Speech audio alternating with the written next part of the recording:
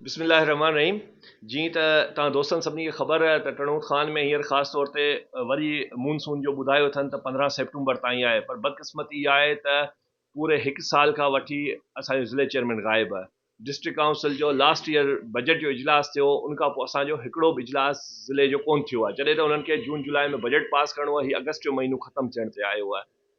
कल टियों ॾींहुं ज़िले चेयरमैन साहब शहर में नाज़िल थिया ऐं तमामु जेके आहिनि ऑफिसर उन्हनि खे पंहिंजे बंगले ते घुराए वरितऊं। उतां थी करे हिकिड़ी प्रेस कॉन्फ्रेंस करे पाण रवाना थी हलिया। त तव्हां ॾिसो हिन वक़्तु शहर जी जेका आहे उहा रेन एमरजेंसी लॻल आहे,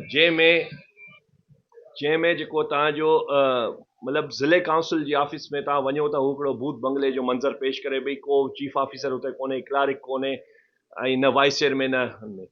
हाणे जेके ज़िले जा मेंबर आहिनि उहे ख़ुदि परेशान आहिनि, जेके ठीकु आहे असां त खणी अपोजिशन में आहियूं, मुखालफ़त में आहियूं, पर जेके ज़िले जा हिननि जी पार्टी सां तालुक़ रखंदा 28 यूसीस जा मेंबर, आख़िर उहे जेके आहिनि उहे छाजे लाइ चूंडिया वेंदा आहिनि त मुश्किल वक़्त में बेसहारा माण्हुनि जे कमु अचनि, पर उहे ख़ुदि ई बेसहारा लॻा पिया आहिनि। जेको रब खां ॿाढाईंदो या अलाह बरसाति न पए उन त असां किथे जेको आहे ॾाढो परेशानी जहिड़ी सूरत हाल आहे पूरे ज़िले जी।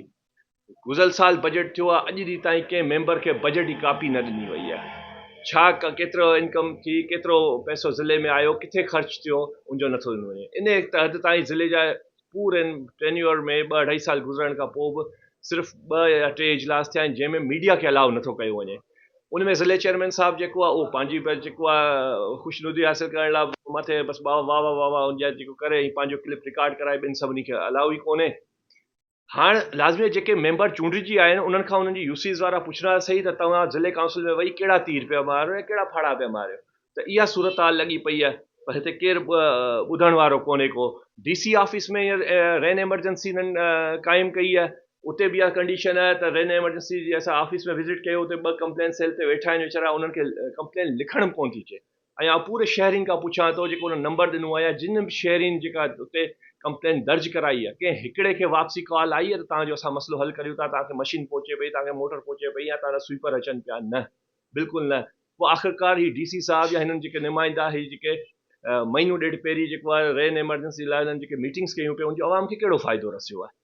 त हिन वक़्तु सूरत हाल इहा आहे त शहर में जेको आहे जॻह जॻह ते नालियूं बंदि आहिनि। इन ई करे असां हिकिड़ो जेको मुज़ाहिरो कयो वियो त बाबा धरणो हयो वियो म्यूनिसिपल जे साम्हूं त शहर खे ॿुॾण खां बचायो। ऐं शुरू खां वठी चवंदो आहियां त असांखे ॿुॾण में म्यूनिसिपल ऐं पब्लिक हेल्थ जो बराबरि हिसेदारी आहे। हिन वक़्तु जेके ई डैमेजिस थियनि पिया, नुक़सान, हालांकि हिननि ते कानून त हिननि ते FIR थियणु खपे, म्यूनिसिपल ते ऐं पब्लिक हेल्थ इंजीनियर ऐं डिपार्टमेंट जा, जंहिंजी बिल्कुलु नाक़िस पॉलिसी बिना के प्लैनिंग जे सिर्फ़ु जेको आहे पैसा खाइण लाइ जेके आहिनि ठीका कया था वञनि। त इहा ई सूरत हाल सॼे शहर जी लॻी पई आहे। उन सां गॾोगॾु असांजी जेके यूनियन काउंसिल्स जूं ऑफिसूं आहिनि, ख़ासि तौर ते जीअं लाखाट, नागोशा आहे, कबूलपुर, सईदपुर, पंहिंजो सईद मतो आहे, इहे सभु जेके चेयरमैन्स इहे कमु नथा कनि। उन करे भॼण लाइ ही शहर में अची हिननि ऑफिसूं खोलियूं आहिनि ताकी आवाम जी पहुच खां असीं दूरि रहूं, छो त हू वेचारा मजबूर आहिनि। काफ़ी अहिड़ियूं जेके आहिनि हो ऑफिशियल त उहो चेयरमैन आहिनि, अनऑफिशियल उन्हनि जा चेयरमैन ॿिया आहिनि, त उन्हनि जा चेक बुक्स वग़ैरह उहे बि शायदि उनखे सिर्फ़ु एतिरो अलाउ आहे त तव्हां सिर्फ़ु पघार ॾियो, इन खां वधीक जेको इस्तेमालु करण वारा ॿिया आहिनि बजट।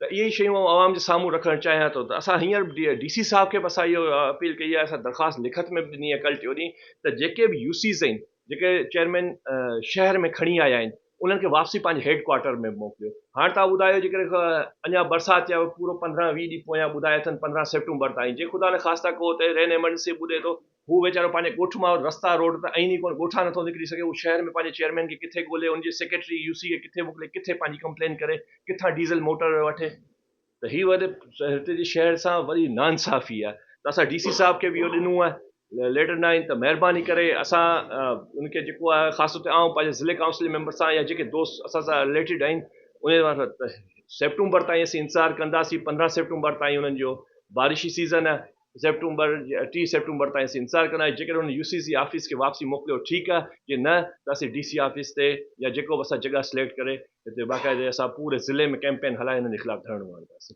जेसिताईं इहा ऑफिस वापसी पंहिंजे हेडक्वार्टर में वेंदी। वॾी महिरबानी।